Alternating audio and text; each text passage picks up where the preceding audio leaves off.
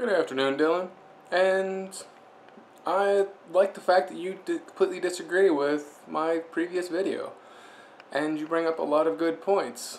Because, that's what you and I do. We counter each other so well and constantly bring up other points. It's what we've always done. And I think it's what makes our back and forth conversations so exciting and entertaining and oddly informative at the same time. Like you said, many countries in the past, and pretty much all countries in the past, have been formed through some sort of forging force or forging fire or something along those lines where somebody came in and took over.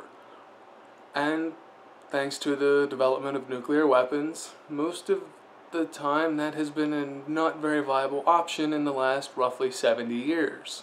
Tactics have had to change. Brute force doesn't seem to be as effective anymore because there's always that looming threat of just total annihilation. Yeah, the European Union is a very, very tentative kind of grouping. It's kind of like the Articles of Confederation for the that was the first form of government this country ever saw.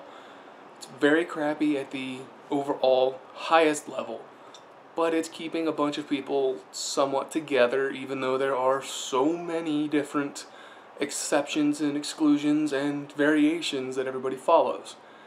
It's at least giving them a direction to go. It's giving them a guideline to work from to improve for the future.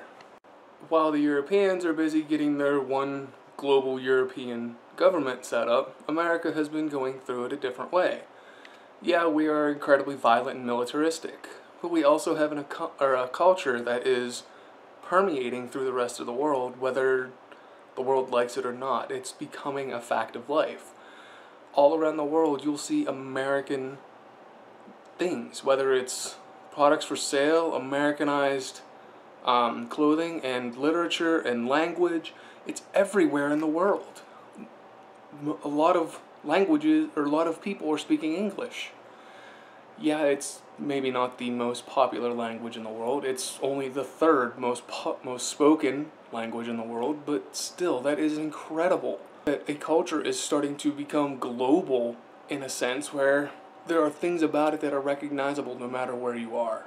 And while the cultural annexation of the world or the diplomatic annexation of the world seem to be taking over, replacing the militaristic view, I know it's not going to happen in our lifetime, Dylan. It's going to be something that's going to take generations to, just like the formation of large nation states like we have now took generations from smaller little states slowly combining together through force or alliances or whatever, and eventually becoming these larger, grander things. So too will be what we've been speaking of for the last couple of days. A much greater thing, but facilitated by technology. Nothing that's going on today I don't think will make a single global union across the world anytime soon, but I believe that they are all going to be contributing factors. Yeah, the internet fractures people, and yeah, it makes it very easy for you to be considered a different part of a different group, and depending on the government, it can tear itself apart because it's trying to basically control the internet.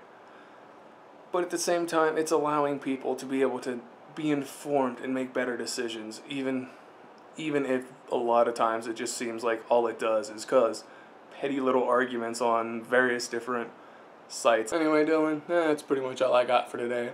I will see you on Monday. Bye.